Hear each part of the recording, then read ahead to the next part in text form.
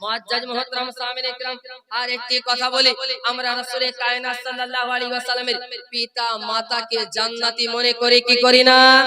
কথা বলেন। জান্নাতি মনে করি। কেন? যে আমার রাসূল কায়নাত সাল্লাল্লাহু তাআলা আলাইহি ওয়াসাল্লাম জিনাদের মাধ্যমে জগতের মাঝে আসলেন, তিনারা মুশরিক হবে, কাফেরা হবে, কল্পনাই করা যায় না। মহব্বতে বলেন না সুবহানাল্লাহ। কল্পনাই করা যায় না। এক শ্রেণীর মানুষ বলে, শোনো, আমার রাসূল কায়নাত সাল্লাল্লাহু আলাইহি ওয়াসাল্লামের পিতা মাতা মুশরিকা ছিল, আমার রাসূল কারীম সাল্লাল্লাহু আলাইহি ওয়াসাল্লামের পিতা মাতা জাহান্নামিয়া ছিল। হে মুআজ্জাজ মুহতারাম সামিনে কিরাম, আজকে যখন আমরা বলি যে আমাদের সাথে তাদের দ্বন্দ্ব হচ্ছে এগুলো কারণ নিয়ে, তখন এক শ্রেণীর মানুষ বলে যে তারাও তো মুসলমান, আমরাও মুসলমান, তারাও আমার নবীর কালমা পড়ে, আমরাও নবী মুস্তাফার কালমা পড়ি, তারাও আমার নবী মুস্তাফাকে মানে, আমরাও নবী মুস্তাফাকে মানি, তারাও আল্লাহ আল্লাহ জিকির করে, তারাও তো নামাজ পড়ে, আমরাও নামাজ পড়ি, তাহলে আমাদের মাঝে এত দ্বন্দ্ব কেন? আচ্ছা বলুন, আপনারা কি সবাই নামাজ পড়েন? আমার কথা কি বুঝতে পারছেন? আমরা সবাই কি নামাজ পড়ি? এখানে যতজন আছেন সবারই বাপ মা কি নামাজ আদায় করে? কিন্তু যদি ব্যক্তি কেউ নামাজ আদায় না করে, গুনাহ হবে কি হবে না? আর গুনাহ হবে, নামাজ না পড়লে আল্লাহ তাআলা জাহান্নামের সাজা রেখেছে, দিয়ে রাখেননি? কথা বলেন, রেখেছে। 40 হারাম করি, হয়তো কোনো বাপজি আমার বেনামাজি ইন্তেকাল হলো, কোনোদিন রোজা রাখেনি, হজ করা সমর্থ হওয়া সত্ত্বেও হজ করেনি, মারা গিয়েছে, 40 দিন আমার হুজুরকে দাওয়াত করেছেন, আমার হুজুর হয়তো দুইখানা হাত উত্তোলন করে বলছে, আল্লাহ, এই ব্যক্তি তো নামাজও পড়েনি, রোজাও রাখেনি, যাকাতও দেয়নি, আর এই সমস্ত কাজ যদি কেউ না করে তাহলে তার গুনাহ হবে, তার গুনাহ অনুযায়ী তাকে জাহান্নামে দিও। এই দোয়া যদি করে তাহলে আপনারা তার খাতিরদার করবেন, দেশি মুরগা দিয়ে ভাত খাওয়াবেন, কি বলবেন যে কেমন দোয়া করলেন? এরকম আলিমের দরকার নেই। উচিত ছিল আল্লাহ তার গুনাহ খাতাকে ক্ষমা করে আল্লাহ তাকে যেন জান্নাতবাসী করে। কেন ভাই? নামাজ তো পড়েনি, রোজা তো রাখেনি, গুনাহ তো হবে, হওয়া সত্ত্বেও আপনার সামনে আপনার পিতা মাতাকে কেউ জাহান্নামী বললে অন্তর কেঁপে ওঠে, সহ্য হয় না। আরে তুমি আমার নবীর কেমন উম্মত যে নিজের মাকে কেউ যদি জাহান্নামী বলে আপনার সহ্য হয় না, অন্তরে আগুন জ্বলে যায়। তবে আমার রাসূল কায়নাত সাল্লাল্লাহু তাআলা আলাইহি ওয়াসাল্লাম জিনাদের মাধ্যমে দুনিয়াতে আসলেন, জিনার পেটে 10 মাস 10 দিন থাকলেন। সেই নবী মুস্তাফার পিতা মাতাকে কাফেরা বলো, জাহান্নামী বলো, মুশরিকা বলো, আমার নবীকে কি কষ্ট হয় না? আমার নবীকে দুঃখ হয় না? এরকম উম্মতের কোনো দরকার নেই। সেই উম্মত ওয়াফাদার হতেই পারে না যে আমার নবী মুস্তাফার পিতা মাতাকে জাহান্নামী প্রমাণ করার জন্য সারা রাত সারা দিন জেগে জেগে পুস্তক ঘাটাঘাটি করে, আর আমার নবী মুস্তাফার পিতামাতাকে জাহান্নামী প্রমাণ করে। আমার নবী মুস্তাফার ওয়াফাদার উম্মত হতেই পারে না। এবার আসুন, আমার নবী মুস্তাফা কি আল্লাহ রাব্বুল আলামিন বলছেন, ইন্নামাল মুশরিকুনা নাজাসুন, মুশরিক হচ্ছে অপবিত্র। আচ্ছা বলুন, মুশরিকগণ হচ্ছে অপবিত্র। আমার নবী মুস্তাফার পিতামাতা যদি আপনার মুশরিক হয়, তাহলে আল্লাহ রাব্বুল আলামিন আমার নবী মুস্তাফার নূরকে অপবিত্র জায়গায় রেখেছে? হতেই পারে না। এক জায়গাতে আল্লাহ রাব্বুল আলামিন বলেন, ওয়ালা আবদুম মুমিনুন খায়রুম মিন মুশরিকিন, মুমিন বান্দা মুশরিক বান্দা চাইতে উত্তম। মহব্বতে বলেন না সুবহানাল্লাহ। এই কথা খুব গভীর মনোযোগ দিয়ে শুনবেন। এই আয়াত বলে আমি সামনে একটি হাদিস পেশ করব। আল্লাহ রাব্বুল আলামিন কি বলেন? ওয়ালা আবদুম মুমিনুন মিন মুশরিক, ওয়ালা আবদুম মুমিনুন খায়রুম মিন মুশরিকিন, মুমিন বান্দা মুশরিক বান্দা চাইতে অতি উত্তম। এবার আসুন, সুনানে তিরমিজির হাদিস রয়েছে, হাদিস খানা ইমামে খতিবে তাবরিজি রাহমাহুল্লাহ আলাইহি মিশকাত শরীফের মধ্যে হাদিস নিয়ে এসেছেন। হযরত আব্দুল্লাহ ইবনে আব্বাস রাদিয়াল্লাহু তাআলা আনহু হতে বর্ণিত, তিনি বলছেন যে আল্লাহর নবী সাল্লাল্লাহু তাআলা আলাইহি ওয়াসাল্লামের খানদান সম্পর্কে কেউ বাজে মন্তব্য করেছিল। আমি গিয়ে আমার নবীকে বললাম, ফাকাআন্নাহু সামিয়া শাইয়ান, যখন নবী মুস্তাফা কিছু শুনলেন, ফাকামাল মিম্বার, আল্লাহর নবী সাল্লাল্লাহু আলাইহি ওয়াসাল্লাম মিম্বারের উপরে দাঁড়িয়ে গেলেন। দাঁড়িয়ে যাওয়ার পরে সমস্ত সাহাবায়ে কেরামকে বলছেন, মান আনা, আমি কে? মহব্বতে বলেন না সুবহানাল্লাহ। আর যদি গ্রামের ইমাম নামাজ পড়ার পরে বাইরে এসে বলে, এ আমার মুসল্লিগণ, বলো তো আমি কে? যুবক দাঁড়িয়ে বলবে, হুজুর কেমন কথা বলছেন, 5 বছর থেকে মসজিদে আছেন, এখনই মসজিদে একসাথে নামাজ পড়লাম, একসাথে খাওয়া দাওয়া করি, একসাথে চা পান করি, একসাথে উঠা বসা করি, আজকে হুজুরের মাথা কি খারাপ হয়ে গেল? হুজুর বলছে আমি কে? কিন্তু কুরবান জান সাহাবা একরামের প্রতি নামাজ আদায় করার পরে বেরিয়ে আসলেন, নবী আমার মিম্বারের উপরে দাঁড়িয়ে গেলেন, নবী আমার জিজ্ঞাসা করছেন, আমার সাহাবীরা বলো মান আনা, আমি কে?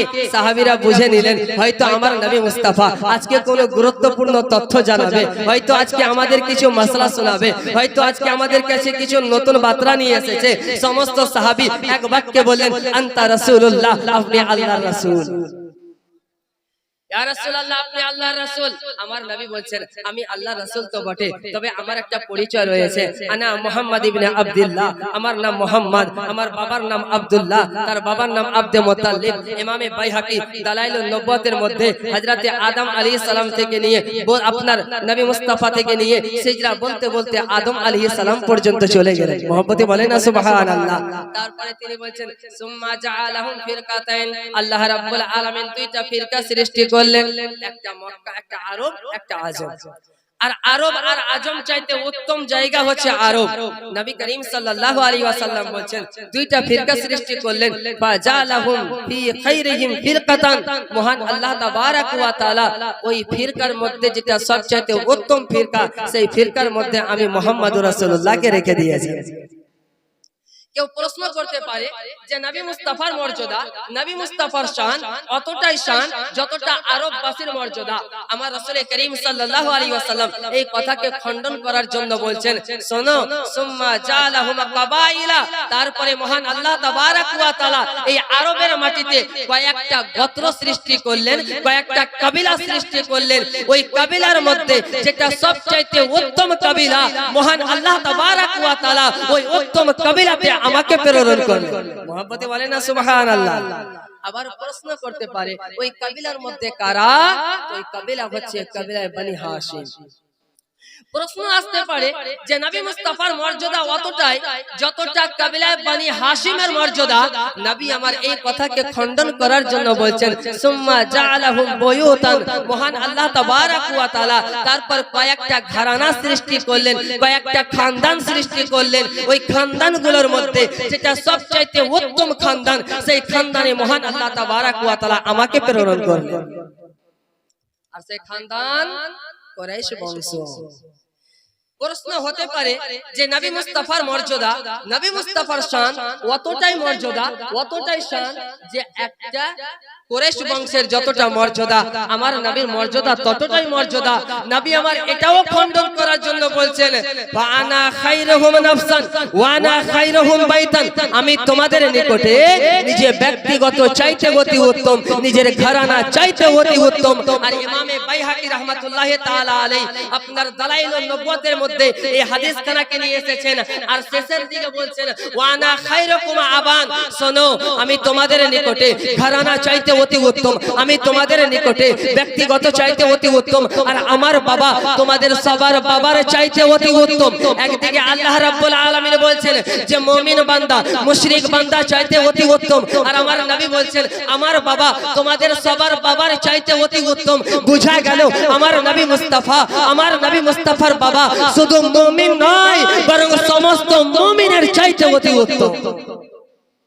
মুআজ্জাজ মুহতারাম সামিনে কিরাম, আর পরে শুনেন, এখন এই জায়গাতে আমরা আকীদা লালন করি, আমার নবী মুস্তাফার পিতা মাতা জান্নাতি, আমার নবী মুস্তাফার পিতা মাতা সমস্ত মুমিনের চাইতে অতি উত্তম। আমার নবী মুস্তাফার হাদিস দ্বারা প্রমাণিত, কেননা আমার নবী বলছেন আমার পিতা তোমাদের পিতার চাইতে অতি উত্তম। এবার আসুন আহলে হাদিসদের একজন ইমাম, বিখ্যাত আলিমে দ্বীন,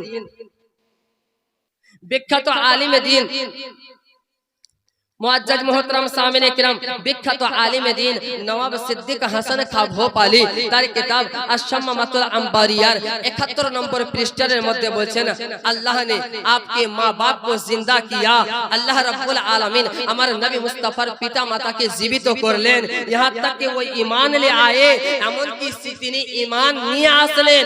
তারপরে বলছেন যে এই কথাটি লেখা রয়েছে শাহ আব্দুল হক মুহাদ্দিস দেহলভী রাহমাতুল্লাহি তাআলা আলাইহির মা সাবাতা মিনাস সুন্নাহর মধ্যে। তারপরে তিনি বলছেন যে উলামায়ে কেরাম ফিরস্তার শহীদ বলেছেন, উলামায়ে কেরাম ইয়াকিনের শহীদ বলেছেন আন্না আবা ওয়াইহি সাল্লাল্লাহু আলাইহি ওয়াসাল্লাম নাজিয়ান ওয়া লাইসা ফিন নার, যে রাসূল করিম সাল্লাল্লাহু আলাইহি ওয়াসাল্লামের পিতা মাতা জান্নাতি, তারা কখনোই জাহান্নামে প্রবেশ করবে না। মহব্বতে বলেন না সুবহানাল্লাহ।